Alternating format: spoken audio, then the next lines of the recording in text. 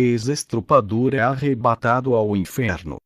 Testemunho de Alejandro Valência, cidade de San Miguel, El Salvador, anos de 1992. Sou ex-estuprador, não vou falar desses pecados que cometia. Todas as mulheres que foram a minha vítimas, sinto vergonha de falar o que eu fiz por elas. O que me levou a ser um maníaco foi as minhas decepções amorosas. Eu pensava que não tinha sobre no amor. Forçava várias mulheres a terem relações comigo. Fui denunciado à polícia. Para ser protegido contra a polícia, fui à casa de uma feiticeira. Pedi para ela proteção para não ser capturado pelas autoridades. Os polícias não conseguiam me prender. Eu continuei praticando os estupros. As mulheres que eram abusadas tinham problemas psicológicos. Eu mudava de cidade para fazer novas vítimas. Cheguei a praticar 2 assassinatos sem querer, quando uma moça adolescente me resistiu e não deixou eu tocar lá. A outra era uma mulher de bela aparência que lutou comigo, chegando a me agredir. Fiquei muito irado com essa mulher e cometi um assassinato. Estava cego pela raiva, depois que percebi o mal que tinha feito.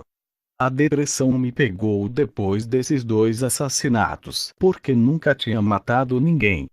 Eu não tinha prazer em tirar a vida, isso me chocava bastante. O meu prazer era de praticar os estupros. Até que um dia estava na rua e recebi um tiro no ombro. Comecei a correr e perdia muito sangue. Fiquei tonto e caí no chão, mas fui levado ao hospital. À noite um demônio apareceu no meu quarto onde estava internado. Ele rodeava a minha cama para levar a minha alma. Eu gritava aos médicos para vir até a mim. Eles chegavam e diziam porque eu estava com medo e agitado. Tentaram me acalmar dizendo que não havia nada de errado no quarto.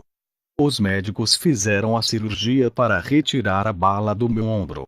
Eu via o demônio da morte me rodeando a minha cama. Eu falei para o médico se ele estava vendo um monstro. Ele disse que era o efeito dos medicamentos que trazia alucinações. Eu sabia o que estava vendo e era real. Uma mulher cristã da Costa Rica fazia missão na minha cidade. Ela foi visitar o meu quarto e levou uma palavra de salvação. Eu falei com ela o que estava vendo, e foi a única que acreditou em mim. Ela fez uma oração e Deus revelou para ela que o espírito da morte veio me buscar. Eu senti muito medo dessa confirmação. Ela disse que eu não tinha muita escolha. Entreguei a minha vida por medo de morrer e ser levado por aquele monstro de capuz preto. A missionária disse que agora que eu havia me convertido era para confiar em Jesus. Ela disse que iria orar por mim todos os dias. O seu nome é Acácia. Eu me acalmei e fui dormir. Quando abri os meus olhos, estava em um lugar estranho. Uma cidade sinistra, cheio de casas de torturas. Ouvia gritos saindo de dentro das salas. Cada lugar tinha nomes que dizia: feiticeiros, bêbados, adultérios, idolatras, suicidas e outros pecados. Cada parte tinha um nome específico em uma placa escrito o nome do pecado. E atrás de cada nome tem grupos de pessoas cativas que não podiam sair. Eu entrei em um desses lugares e havia mutilação. Pessoas se mutilavam sem parar e monstros que também mutilavam pessoas. Mulheres que pintavam as unhas dos pés e das mãos tiveram os seus dedos cortados por uma serra elétrica. Elas gritavam de dor e desespero. As mulheres que pintavam os rostos e aqueles monstros jogavam ácido que deformavam as suas faces. As que faziam as sobrancelhas e pintavam os olhos. Os monstros pegavam os seus olhos, arrancando para fora, somente buracos dava para ver no lugar dos olhos. Outros monstros tiravam os lábios das mulheres com uma faca. Todas essas mulheres adoravam passar batom e maquiagem. Mulheres que pintavam os seus cabelos ficavam carecas. Os monstros arrancavam todo o couro cabeludo dessas mulheres. Eu disse para um daqueles monstros dizendo que lugar é esse? O monstro disse que é o inferno. Quando ele disse isso, percebi que os monstros são demônios e sabia que havia morrido. Eu pensei que era um lugar estranho, mas quando descobri que é o inferno, passei a ter certeza que havia morrido. Fui a um lugar onde tem pessoas prostitutas. Naquele lugar tem 3 tipos de prostitutas. As dos filmes pornográficos, as que trabalhavam em casas noturnas e as que não cobravam dinheiro e nem eram prostitutas profissionais. Essas pessoas eram normais, que praticavam sexo antes do casamento. Mas adiante desse lugar está escrito um nome que diz depravação sexual. Ali tem pessoas que praticam todas as abominações sexuais. Pessoas que usam objetos eróticos para ter relações sexuais. Mulher que manteve relações sexuais com vários homens ao mesmo tempo. E homem que mantinha relações sexuais com várias mulheres ao mesmo tempo. Também vi cristão nesse vale dos depravados. Essas mulheres eram atormentadas em suas partes genitais pelas serpentes diabólicas. Continuei caminhando, vi o astrólogo Nostradamus, que fazia adivinhações. Ele me pedia para lhe tirar dali. Vi também a vidente e curandeira Babá Vanga Evangelia Dimitrova, que me pediu ajuda para tirar dali. Vi no inferno pastores celebridades, que tinham programas na televisão. Eles eram ridicularizados no inferno e sendo chamados de estrelas de programas. Fui a lugar onde estão os que o mundo girava em torno deles, não se preocuparam com ninguém, só pesavam em seus bem-estar. Esses cristãos egoístas estão no inferno. Outros grupos de cristãos que estão no inferno por nunca assumirem os seus erros. Eles se passavam por vítimas e diziam que o mundo está contra eles, nunca se arrependiam dos seus pecados por querer ser perfeitos. Outras classes de cristão estão no inferno por causarem dores nas pessoas, feriam com palavras ofensivas. Eu vi cristãos que tinham prazer de fazer muito sofrerem e ainda sentiam-se bem por fazerem isso. Eu vi cristãos no inferno que se entristeciam com a felicidade dos outros. Ver alguém feliz o incomodava, seus corações eram maus. Estavam em pânico e queria fugir daquele lugar, achar uma porta de saída para a terra. Os demônios não tocaram em mim por causa da oração da missionária que intercedia por mim na terra. Eu continuei caminhando até que cheguei perto da moça adolescente que tinha matado. Ela olhou para mim com muito ódio e disse: "Por sua culpa, estou nesse lugar. Eu tinha sonhos de fazer uma faculdade e me casar. Você destruiu a minha vida para sempre." Um demônio trouxe outra mulher de bela aparência que eu havia matado. Ela também olhou para mim com muito ódio e disse: "Eu tinha um noivo e estava feliz. Você acabou com meus sonhos. Eu era a filha única e os meus pais estão sofrendo por sua causa. Eles me amam. Não tive tempo de entregar a minha a Jesus, por sua causa vou ficar nesse lugar eternamente." Aquilo despedaçou o meu coração. Eu pensava que essas 2 jovens que havia matado tinham deixado de existir. Nunca pensei que além de tirar as suas vidas, elas estão no inferno sofrendo. Depois uma grande tela de televisão apareceu na minha frente.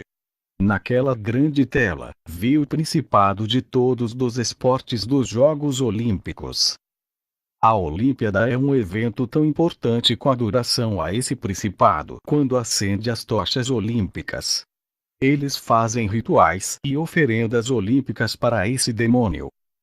De repente eu vi filmes, novelas, desenhos e jornais e seriados começaram a passar em uma televisão ao mesmo tempo. Tudo que é passado na televisão do inferno passa na televisão da terra. Uma força me tirou do inferno e me levou até o hospital. Acordei e os médicos disseram que eu estava fraco por ter perdido muito sangue com a cirurgia e tive uma parada cardíaca que me deixou sem vida por algum tempo. A missionária foi me visitar. Ela orou e fez jejum para eu não morrer. Ela disse que o Espírito Santo revelou que eu estava no inferno, por isso não parou de orar pela minha vida. O diabo não queria que eu falasse da minha experiência. Quando me recuperei daquele tiro, fui preso e condenado por estupros. A missionária orou a Deus e disse que eu sou o futuro esposo dela. Ela estava esperando eu sair do hospital para fazermos a obra juntos. Satanás tentou paralisar a obra de Deus na minha vida. Deus havia perdoado os meus pecados, mas estava em débito com a justiça da terra. Eu era procurado pela polícia e tinha que pagar pelos os meus pecados. Eu estava preso, mas a minha boca não parava de pregar o evangelho no presídio.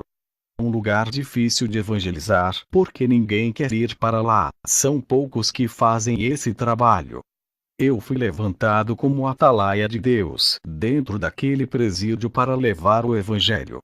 Deus permitiu a minha prisão para ganhar aquelas almas esquecidas pela igreja. Lembrei-me do apóstolo Paulo, que pregava quando estava preso. Preguei o evangelho e ganhei muitas almas no presídio. Eu sabia da necessidade de pregadores que não tinha naquele lugar e formei vários grupos de evangelismo lá dentro. Pequena comunidade nascia dentro de cada cela e andares do presídio. Eu fundei uma igreja ali dentro porque sabia que ficaria muito tempo preso. Pensei que morreria sem ver a liberdade. Uma coisa eu tinha certeza: se morresse estaria no céu, livre daquela prisão. Um demônio apareceu para mim dentro da cela e me ameaçou dizendo: se eu não parasse de pregar o evangelho, nunca sairia dali, e ainda afirmou que iria morrer assassinado por um preso da minha cela que ele vai possuir.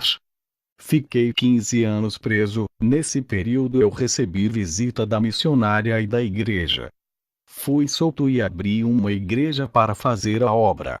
Casei-me com a missionária e estamos juntos fazendo a missão como Paulo e Silas faziam. Fui convidado para ministrar em uma grande igreja. O Espírito Santo disse: servo, muitas pessoas vêm para esse lugar por causa das necessidades materiais e físicas. Pessoas doentes, desempregadas e cheias de dívidas. Eles estão à procura de milagres e solução para as suas vidas temporárias. Ninguém está buscando a salvação de suas almas. Não querem buscar aquilo que não parece e é incorruptível. Os pobres vão para a igreja por causa do sofrimento financeiro, e os que têm muito bens materiais vão por causa de suas vidas infelizes e deprimidas. Ninguém vem ao meu encontro nesse lugar para entregarem as suas vidas e nascerem de novo. O conforto desse mundo tem afastado o povo de Deus e tirado da minha presença todos os que ouvem esse testemunho. O que vocês têm feito como o tempo de vocês? Há tempo para trabalhar, passear, viajar, ouvir músicas, fazer cursos, faculdades e ir à escola. Mas não há tempo para orar, louvar e ler a palavra de Deus. Não é só na igreja que devemos orar a Deus. A nossa casa é para ser um lugar de adoração e intimidade com Deus. Os cristãos desse século não conseguem tirar um tempo para Jesus. Aquele pequeno tempo de 2 horas que poderia ser cedido a Jesus é sempre substituído por outras coisas sem nenhuma importância. Jesus nunca se afastou da igreja, mas a nova tem se afastado dele. Apesar da igreja romper a aliança, Jesus está disposto a perdoar e aceitá-los de novo e purificar os seus pecados. O Espírito Santo tem se afastado daqueles que romperam a aliança da santidade com Jesus. Satanás tem se aproveitado disso e está causando desordem no meio do povo de Deus. Os demônios estão operando no meio da igreja por causa da quebra da aliança. Jesus mandou falar para aqueles que não se corromperam: ele vai proteger dos ataques do diabo. O que permanece sofrendo pelo nome de Jesus vencerá as crises, nada lhe afetará. A união está afirmada no sangue do Cordeiro e o noivado está escrito nos céus. A garantia do casamento para os santos está firmada nas bodas do Cordeiro que acontecerá na glória. O Senhor Jesus disse que a televisão é um dos responsáveis entre ele e a igreja. Esse sistema maligno de redes tecnológico tem destruído o casamento da mulher com seu marido e também o noivado de Jesus e a igreja. Essa foi a última mensagem que ele me pediu para falar. Ficam na paz de Deus todos os ouvintes. Amém.